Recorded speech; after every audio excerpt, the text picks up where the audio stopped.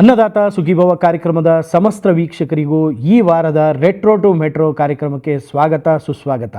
ಇದು journey of Kannada cinema.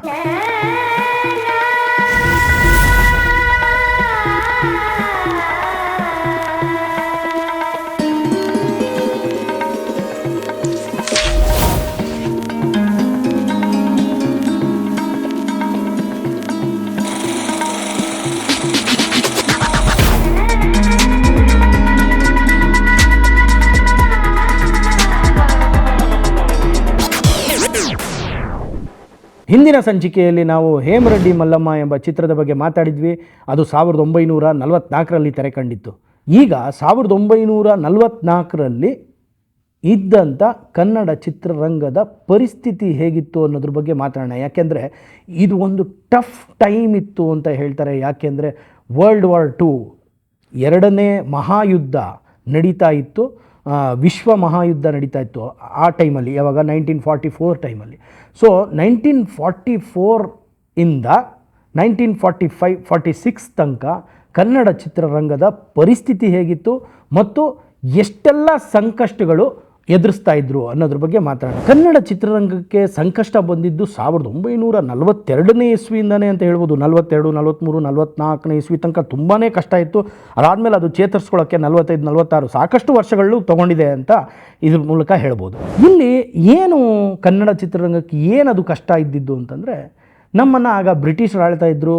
ಆಗ British ಅವರ ಕೈಯಲ್ಲಿ ಈ ಒಂದು ಕಚ್ಚಾ ಫಿಲ್ಮ್ಸ್ ಅನ್ನೋದೇನಿದೆ, ಅಂದರೆ ಅವಾಗೆಲ್ಲ ಚಿತ್ರೀಕರಣ ಮಾಡಬೇಕು ಅಂದರೆ ಕಚ್ಚಾ ಫಿಲ್ಮ್ಸ್ ಬೇಕಾಗಿತ್ತು. ಆ ಕಚ್ಚಾ ಫಿಲ್ಮ್ಸ್ ಎಲ್ಲಿಂದ ನಾವು ಪಡ್ಕೋಬೇಕಾಗಿತ್ತು ಅಂದರೆ ಬ್ರಿಟಿಷರ ಕೈಯಿಂದ ಪಡ್ಕೋಬೇಕಾಗಿತ್ತು. ಯಾಕೆಂದರೆ ಬ್ರಿಟಿಷ್ ಫಿಲ್ಮ್ ಇನ್ಸ್ಟಿಟ್ಯೂಟ್ ಅನ್ನೋದೊಂದು 1933ರಲ್ಲಿ ಸ್ಥಾಪನೆಗೊಂಡು ಅದರ ಅಂಡರು ಇದೆಲ್ಲ ಬರ್ತಾಯಿತ್ತು. ಸೊ ಕಚ್ಚಾ ಫಿಲ್ಮ್ಸ್ ಎಲ್ಲ ಕೊಡ್ತಾ ಇದ್ದಿದ್ದು ಬ್ರಿಟಿಷರು ನಮಗೆ. ಆಗ ಹಿಂದಿಗೆ, ತಮಿಳಿಗೆ, ತೆಲುಗುಗೆ ಪ್ರಾಧಾನ್ಯತೆ ಇತ್ತು. ಆದರೆ ಕನ್ನಡಕ್ಕೆ ಅಷ್ಟು ಪ್ರಾಧಾನ್ಯತೆ ಕೊಡ್ತಾ ಇರಲಿಲ್ಲ. ಕನ್ನಡದಲ್ಲಿ ಚಿಕ್ಕಪುಟ್ಟ ಸಿನಿಮಾ ಮಾಡುವಂಥವ್ರಿಗೆ ಕಚ್ಚಾ ರೀಲ್ಸ್ ಸಿಗ್ತಿರಲಿಲ್ಲ, ಕಚ್ಚಾ ಫಿಲ್ಮ್ ಸಿಗ್ತಿರಲಿಲ್ಲ ಅನ್ನೋದು ಒಂದು ಇದು.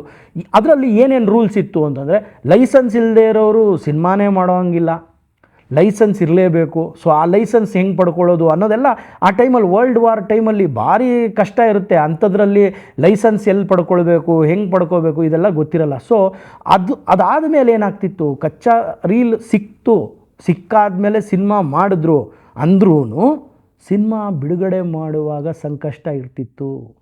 ಯಾಕೆ ಅಂದರೆ ದಿನಕ್ಕೆ ಒಂದೇ ಪ್ರದರ್ಶನ. ಯಾಕೆಂದರೆ ವಾರ್ ಝೋನಲ್ಲಿ ಥಿಯೇಟರ್ಸ್ ಆಗಿರ್ಬೋದು, ಲೌಡ್ ನಾಯ್ಸ್ ಆಗಿರ್ಬೋದು, ಲೈಟಿಂಗ್ಸ್ ಆಗಿರ್ಬೋದು, ಇದೆಲ್ಲ ಯಾವುದು ಇರ್ತಾರಲ್ಲ. ಸೊ ಯಾವುದು ಒಂದು ಶೋನ ಮಾತ್ರ ಪರ್ಮಿಟ್ ಮಾಡಿದರು. ಆ ನಂತರದ ದಿನಗಳಲ್ಲಿ 2 ಶೋ ಮಾಡೋಕ್ಕೆ ಪರ್ಮಿಷನ್ ಸಿಕ್ತಿತ್ತು ಅಷ್ಟೇ. ಅದಾದಮೇಲೆ ತುಂಬ ಜನ ಪ್ರದರ್ಶನಕ್ಕೆ ಬಂದು ಕೂತ್ಕೊಳ್ಳೋದ್ರಿಂದ ಇದಕ್ಕೆ ತಡೆಗೋಡೆಗಳು ಅಂತೆಲ್ಲ ಕಟ್ಟಿ ಎಲ್ಲ ಮಾಡಬೇಕಾಗಿತ್ತು ಅನ್ನೋ ಒಂದು ಪರಿಸ್ಥಿತಿನೂ ಇತ್ತು. ಸೊ ಇದೆಲ್ಲ ಸಂದರ್ಭವನ್ನು ನೋಡಿಕೊಂಡು ಸಿನಿಮಾನ ರಿಲೀಸ್ ಮಾಡಿ ಇಷ್ಟೆಲ್ಲ ಸಂಕಷ್ಟಗಳಿತ್ತು. ಇವತ್ತಿನ ದಿನ ನಾವು ಮಾತಾಡ್ತೀವಿ, ಅಯ್ಯೋ ಹಿಂಗಾಗೋಯ್ತು, ಅಯ್ಯೋ ಹಂಗಾಗೋಯ್ತು, ಸಿನಿಮಾಗಳು ಓಡ್ತಾ ಇಲ್ಲ, ಜನ ಬರ್ತಾ ಇಲ್ಲ ಎಲ್ಲ ಹೇಳ್ತಾಯಿದ್ರು. ಆದರೆ ಜನಗಳು ಅವತ್ತಿನ ದಿನ ಸಿನಿಮಾ ನೋಡೋಕ್ಕೆ ಕಷ್ಟ ಇತ್ತು. ಯಾಕೆಂದರೆ ಯುದ್ಧ ಅಷ್ಟರ ಮಟ್ಟಿಗೆ ಅದನ್ನು ತಡೆ ಹಿಡಿದಿತ್ತು ಅಂತ ಹೇಳಕ್ಕೆ ಬರ್ತೀನಿ ನಾನು. ಇನ್ನೊಂದು ಏನು ಹೇಳ್ಬೋದು ಅಂದರೆ, ಈ ತಡೆಗೋಡೆಗಳನ್ನೆಲ್ಲ ನಿರ್ಮಾಣ ಮಾಡಿದ್ರು ಮೈಸೂರಿನ ಒಪೇರಾ ಥಿಯೇಟ್ರ್ ಅಂತ. ಅಲ್ಲಿ 1943ರಲ್ಲಿ ಒಂದು ಘಟನೆ ನಡೀತದೆ. ಏನು ಅಂತಂದರೆ, ಈ ತಡೆಗೋಡೆಗಳೆಲ್ಲ ನಿರ್ಮಾಣ ಮಾಡಿರ್ತಾರೆ. ಆದರೆ ಸಿನಿಮಾ ನೋಡೋಕ್ಕೆ ಬಂದಂಥ ಪ್ರೇಕ್ಷಕರಲ್ಲಿ ಒಂದು ಎಮೋಷನ್, ಅಂದರೆ ತಾವು ಒಳಗಡೆ ಹೋಗಬೇಕು, ಬೇಗ ಕೂತ್ಕೊಂಡು ನೋಡಬೇಕು, ಈ ಥರದ್ದೆಲ್ಲ ಇದ್ದಾಗ ಏನಾಗುತ್ತೆ, ನುಗ್ಗಲಾಗ್ಬಿಟ್ಟು ಒಂದು ತಡೆಗೋಡೆ ಬಿದ್ದೋಗ್ಬಿಡುತ್ತೆ ಅಂತ ಹೇಳಲಾಗುತ್ತೆ. ಆ ತಡೆಗೋಡೆ ಬಿದ್ದಾಗ ತುಂಬ ಜನಕ್ಕೆ ಗಾಯಗಳಾಗಿದ್ದಾವೆ ಅಂತ ಹೇಳಕ್ಕೆ ಬರುತ್ತೆ. ಪ್ಲಸ್ ಎಷ್ಟೋ ಜನ ಪ್ರಾಣನೂ ಕಳ್ಕೊಂಡ್ರು ಅಂತ ಹೇಳ್ತಾರೆ. ಅದರಲ್ಲಿ ನಮಗೆ ಸಿಕ್ಕಿರುವಂಥ ಡೇಟಾ, ನಮ್ಮ ಹತ್ರ ಇರುವಂಥ ಒಂದು ಪುಸ್ತಕದಲ್ಲಿ ಸಿಕ್ಕಿರುವಂಥ ಡೇಟಾದಲ್ಲಿ ನಾವು ನೋಡಿದಾಗ 2 ಪ್ರಾಣನ ಕಳ್ಕೊಂಡಿದ್ರು ಅಂತ ಹೇಳಲಾಗುತ್ತೆ. ಅದಾದ ಮೇಲೆ ಅಷ್ಟರ ನಡುವೆನೂ ಇಷ್ಟು ಸಂಕಷ್ಟ ಇದ್ದರೂ ಕನ್ನಡ ಚಿತ್ರರಂಗ ಅವತ್ತು ಎದೆಗುಂದಿಲ್ಲ. ಕನ್ನಡ ಚಿತ್ರಗಳನ್ನ ಮಾಡ್ತಾನೇ ಇತ್ತು. 1944ನೇ ಇಸ್ವಿನಲ್ಲಿ ಮೇ ತಿಂಗಳಲ್ಲಿ ಶಿವನ ಸಮುದ್ರದ ಒಂದು ವಿದ್ಯುತ್ ಘಟಕ ಏನಿದೆ ಅದಕ್ಕೆ ಸಿಡ್ಲು ಬಡಿದು ತುಂಬಾ ಪ್ರಾಬ್ಲಮ್ ಆಗುತ್ತೆ. ಆವಾಗ ವಿದ್ಯುತ್ನ ಪೂರೈಸೋದು ಕಷ್ಟ ಆಗ್ತಾ ಇರ್ತದೆ. ಆವಾಗ ಏನು ಮಾಡ್ತಾರೆ ಅಂದರೆ, ಬೆಂಗಳೂರಿನ ಸುತ್ತಮುತ್ತ ಇರುವಂಥ ಎಲ್ಲ ಥಿಯೇಟ್ರ್ಗಳಿಗೂ ಒಂದೇ ಒಂದು ಶೋ ಕೊಡಬೇಕು ಅಂತಲೂ ನಿರ್ಧರಿಸಿ ಒಂದೇ ಶೋ ಕೊಡ್ತಾರೆ. ಸೊ ಆ ಸಂಕಷ್ಟಕ್ಕೂ ಸಿಕ್ಕಾಕೊಂಡಿತ್ತು ನಮ್ಮ ಕನ್ನಡ ಚಿತ್ರರಂಗ. ಆ ನಂತರ 1944ರ ಜೂನ್ ವೇಳೆಗೆ ಏನಾಗುತ್ತೆ ಅಂದರೆ, ಬ್ರಿಟಿಷ್ ಸರ್ಕಾರ ಈ ಕಚ್ಚಾ ಫಿಲ್ಮ್ಸ್ನ ರಫ್ತು ಮಾಡ್ಕೋಬೇಕು, ಎಲ್ಲಿಂದ?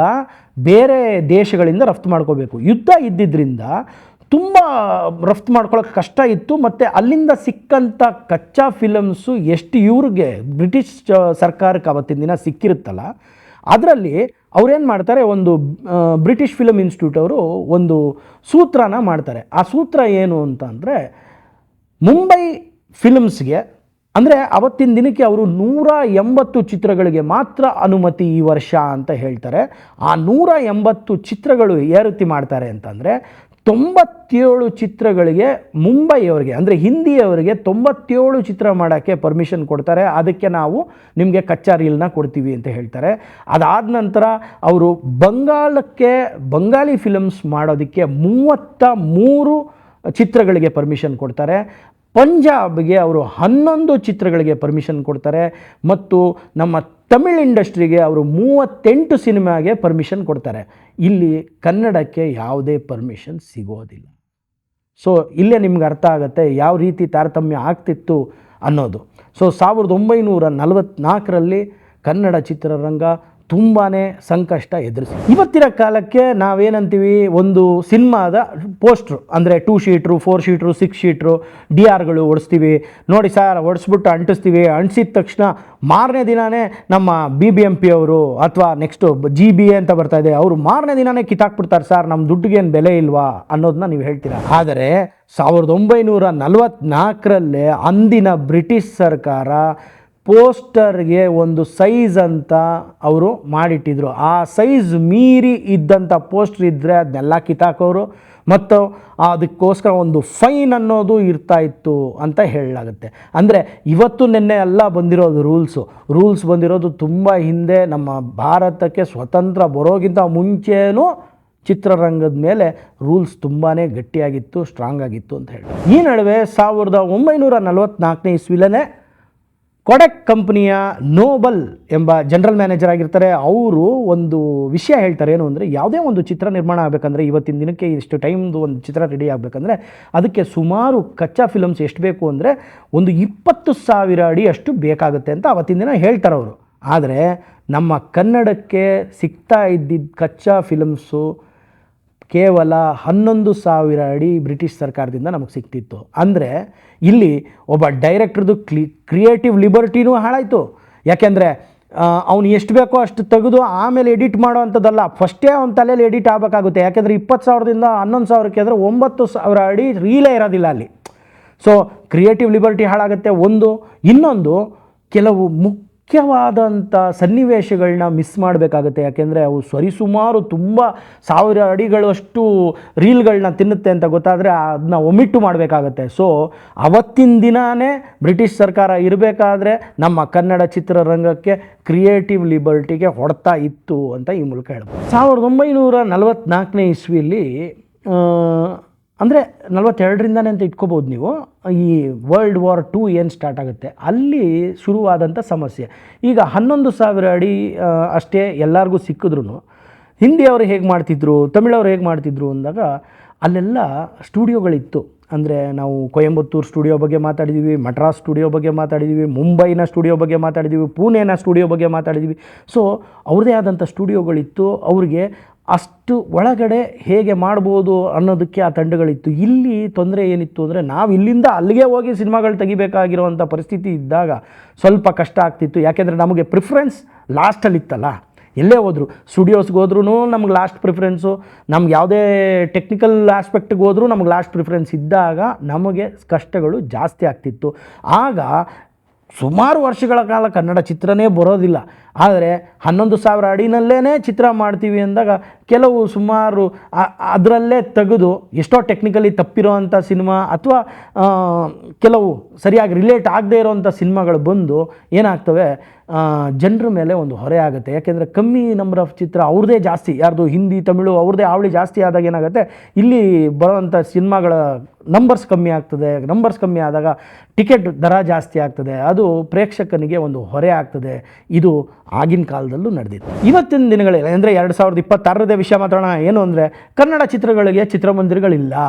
ಎಲ್ಲೋದ್ರೂ ನಿಮ್ಮ ಮಲ್ಟಿಪ್ಲೆಕ್ಸಲ್ಲಿ ಚಿತ್ರಮಂದಿರಗಳಲ್ಲಿ ಕನ್ನಡ ಚಿತ್ರಕ್ಕೆ ಅವಕಾಶ ಕೊಡಲ್ಲ, ಸಿಂಗಲ್ ಸ್ಕ್ರೀನ್ಸಲ್ಲೂ ಕೊಡಲ್ಲ, ನಮಗೆ ಯಾವುದು ಚಿತ್ರಮಂದಿರಗಳೇ ಸಿಗಲ್ಲ, ನಮಗೆ ಸಿಗೋದು ಲಿಮಿಟೆಡ್ಡು ಅಂತ ಇವತ್ತಿನ ದಿನ ಹೇಳೋವಂಥದ್ದು ವಿಷಯ ಆ್ಯಕ್ಚುಯಲ್ ಆಗಿದ್ದು 1934-33ರಲ್ಲಿ ನಮ್ಮ ಕನ್ನಡ ಇಂಡಸ್ಟ್ರಿ ಬಂದಿದ್ರು 1944ನೇ ಇಸ್ವಿಲಿ ಇದರ ಹಾವಳಿ ಜಾಸ್ತಿ ಆಗೋಗಿತ್ತು. ಯಾಕೆಂದರೆ ಕನ್ನಡ ಚಿತ್ರಗಳು ಬರೋವಂಥ ನಂಬರ್ಸು ಕಮ್ಮಿ ಇತ್ತು, ಅದ್ರ ಜೊತೆಗೆ ಹಿಂದಿ, ತಮಿಳು, ತೆಲುಗು ಈ ಭಾಷೆಗಳ ಹಾವಳಿ ಆಯಿತು. ಮತ್ತು ಥಿಯೇಟ್ರುಗಳಲ್ಲಿ ಎಲ್ಲ ಕಡೆಯೂ ಏನಾಗ್ತಾಯಿತ್ತು ಅಂತಂದರೆ, ಥಿಯೇಟ್ರುಗಳೆಲ್ಲ ಓನರ್ಸ್ಗಳು ಯಾರಿರ್ತಾರೆ ಅವರೆಲ್ಲ ಪರಭಾಷೆ ಚಿತ್ರಗಳನ್ನ ಹಾಕ್ಕೊಂಡೇ ಓಡಿಸೋವಂಥ ಪದ್ಧತಿ ಅವತ್ತೂ ಇತ್ತು. ಯಾಕೆಂದರೆ ಡಿಸ್ಟ್ರಿಬ್ಯೂಟರ್ಸು ಆ ಟೈಮಲ್ಲಿ ನಮಗೇನು ಥಿಯೇಟ್ರುಗಳನ್ನ ಹಿಡಿದಿಟ್ಕೊಳ್ತಾ ಇದ್ರು. ಯಾಕೆಂದರೆ ಅವೆಲ್ಲ 25 ವಾರಗಳಷ್ಟು ಕಾಲ ನಡೀತಿತ್ತು ಅಂಥ ಸಿನಿಮಾಗಳು ಅಂತ ಹೇಳಲಾಗುತ್ತೆ. ಆ ಟೈಮಲ್ಲಿ ನಮ್ದು ಇಲ್ಲಿ ಪ್ರೊಡಕ್ಷನ್ನೇ ಇರಲ್ವಲ್ಲ, ನಮ್ಮ ಪ್ರೊಡಕ್ಷನ್ನು ಕಂಪ್ಲೀಟಾಗಿ ಬರೋ ಅಷ್ಟೊತ್ತಿಗೆ ಇಲ್ಲಿ ಇನ್ನೂ 25ನೇ ವಾರ ನಡೀತಾನೆ ಇರುತ್ತೆ ಸಿನಿಮಾ, ನಮಗೆ ಥಿಯೇಟ್ರ್ ಸಿಗಲ್ಲ. ಸರಿ, ಇವ್ರದ್ದು ಖಾಲಿ ಆಗುತ್ತೆ, ನಾವು ಬರ್ತೀವಿ ಅನ್ನೋ ಟೈಮಲ್ಲಿ ಇನ್ನೊಂದು ತಮಿಳೋ ಇಲ್ಲ ತೆಲುಗುನೋ ಹಿಂದಿನೋ ಅದೇ ಥರ 25 ವಾರ ಓಡೋ ಅಂಥ ಒಂದು ಸಿನಿಮಾ ಬಂದು ಕೂತ್ಕೋತಿತ್ತು. ಸೊ ಥಿಯೇಟ್ರು ಕನ್ನಡ ಸಿನಿಮಾಕ್ಕೆ ಸಿಗಲ್ಲ ಅನ್ನೋ ಹಾವಳಿ ಏನಿದೆ ಅದು ಇವತ್ತಿನ ಸಮಸ್ಯೆ ಅಲ್ಲ, 1944 ಅಥವಾ ಅದಕ್ಕಿಂತ ಹಿಂದಿಂದಾನೇ ಇತ್ತು ಅಂತ ಹೇಳೋಕ್ಕೆ ಇಷ್ಟ. ಶ್ರೀಮತಿ ಸಾಧನಾ ಬೋಸ್ ಅನ್ನೋ ಒಬ್ಬರು ನೃತ್ಯಗಾರತಿ ಇರ್ತಾರೆ. ಅವ್ರದ್ದು ನೃತ್ಯ ಪ್ರದರ್ಶನದ ಒಂದು ಇದಿರುತ್ತೆ, ಅದಕ್ಕೋಸ್ಕರ ಪೋಸ್ಟರ್ಸ್ ಮಾಡಿರ್ತಾರೆ. ಪೋಸ್ಟರ್ಸ್ ಮಾಡಿಸಿ ಊರೆಲ್ಲ ಅಂಟಿಸ್ಬಿಟ್ಟಿರ್ತಾರೆ. ಆದರೆ ಅಂದಿನ ಬ್ರಿಟಿಷ್ ಸರ್ಕಾರ ಇವರು ಮಿತಿ ಮೀರಿ ಹೆಚ್ಚಿನ ಪೋಸ್ಟರ್ ಅಂಟಿಸಿದ್ದಾರೆ ಅಂತೇಳಿ ಅವ್ರ ಮೇಲೆ ಮೊಕದ್ದಮೆ ಹೂಡಿ ಆ ಪೋಸ್ಟರ್ಸ್ನೆಲ್ಲ ತೆಗೆದಾಕ್ತಾರೆ. ಅಂದರೆ ಇದು ಬರೀ ಸಿನಿಮಾಗೆ ಮಾತ್ರ ಅಲ್ಲ, ನೃತ್ಯಕ್ಕೆ ಅಥವಾ ಡ್ರಾಮಾಗೂ ಇದೆಲ್ಲ ರೂಲ್ಸು ಇಂಪೋಸ್ ಆಗ್ತಿತ್ತು ಅಂತ ಈ ಒಂದು ಸನ್ನಿವೇಶದ ಮೂಲಕ ಹೇಳ್ಬೋದು. ಅದಾದಮೇಲೆ ಇನ್ನೊಬ್ಬರು ನಿರ್ಮಾಪಕರು ಮಿತಿ ಮೀರಿ ಪೋಸ್ಟರ್ಸ್ ಅಂಟಿಸ್ಬಿಟ್ಟಿರ್ತಾರೆ. ಬಟ್ ಈ ಒಂದು ವಿಷಯದ ಬಗ್ಗೆ ಅವ್ರಿಗೆ ಗೊತ್ತಾಗಿ ರಾತ್ರೋರಾತ್ರಿ ನಿರ್ಮಾಪಕರೇ ಹೋಗಿ ಎಲ್ಲ ಪೋಸ್ಟರ್ಗಳನ್ನ ಹರಿದಾಕಿ ಅದನ್ನ ಕಿತ್ತಾಕಿ ಬಂದಿರೋವಂಥ ಸನ್ನಿವೇಶನೂ ಕೂಡ ಇಲ್ಲಿ ಜ್ಞಾಪಿಸ್ಕೋಬೋದು. ಅದಾದ ಮೇಲೆ ಇದೆಲ್ಲರ ನಡುವೆ ಒಬ್ಬ ವ್ಯಕ್ತಿ, ನಾನು ಯಾವಾಗಲೂ ಹೇಳ್ತೀನಿ ಕನ್ನಡ ಚಿತ್ರರಂಗದ ಪಿತಾಮಹ ಅಂತ ಹೇಳ್ತೀನಿ, ಅಥವಾ ಹಿ ಮ್ಯಾನ್ ಆಫ್ ಕನ್ನಡ ಇಂಡಸ್ಟ್ರಿ ಅಂತ ಹೇಳ್ತೀನಿ. ಯಾಕೆಂದರೆ ಇದೆಲ್ಲರ ನಡುವೆ ಒಂದು ಲೈಸೆನ್ಸ್ನ ಪಡ್ಕೋತಾರೆ ಮತ್ತು ಆ ಪರ್ಮಿಟ್ ಹಾಕಿಸ್ಕೊಂಡು ಕಚ್ಚಾ ಫಿಲಮ್ನ ಮಡ್ರಾಸ್ಗೆ ಹೋಗಿ ಕ್ಯೂವಲ್ಲಿ ನಿಂತ್ಕೊಂಡು ಆನ್ ಎ ಗ್ರ್ಯಾಂಟ್ ಬೇಸಿಸ್, ಅಂದರೆ ನಮಗಿದು ಸಿಗಲೇಬೇಕು ನಮ್ಮ ಹಕ್ಕು ಅಂತ ಹೋರಾಡಿ ಕಚ್ಚಾ ಫಿಲಮ್ನ ತೊಗೊಂಡು ಬಂದು ಬೆಂಗಳೂರಿಗೆ ಅದನ್ನು ಕೆಲಸ ಮಾಡೋದು ನನ್ ಅದರ್ ದ್ಯಾನ್ ಗುಬ್ಬಿ ವೀರಣ್ಣನವರು ತೊಗೊಂಬಂದು ಆಗ ಶುರು ಆದಂಥ ಚಿತ್ರನೇ ಹೇಮರೆಡ್ಡಿ ಮಲ್ಲಮ್ಮ. ಎಲ್ಲ ನಿರ್ಮಾಪಕರಿಗೂ ಅವರಷ್ಟು ಧೈರ್ಯ, ಅವರಷ್ಟು ಒಂದು ಆ ಚಾಕಚಕ್ಯತೆ ಎಲ್ಲ ಇರಬೇಕಾಗಿತ್ತಲ್ಲ, ಅದು ಎಲ್ಲರಿಗೂ ಇರುತ್ತಾ ಇಲ್ವಾ? ಆಗ ಎಲ್ಲ ನಿರ್ಮಾಪಕರ ಒಂದು ಸಂಕಷ್ಟಕ್ಕೆ ಏನೋ ಒಂದು ನೆಕ್ಸ್ಟ್ ಪ್ರೊಸೀಡಿಂಗ್ಸ್ ನಡೆಯುತ್ತೆ. ಅದ್ರ ಬಗ್ಗೆ ನೆಕ್ಸ್ಟ್ ಎಪಿಸೋಡಲ್ಲಿ ಮಾತಾಡೋಣ. ಅಲ್ಲಿ ತನಕ ಕೀಪ್ ವಾಚಿಂಗ್.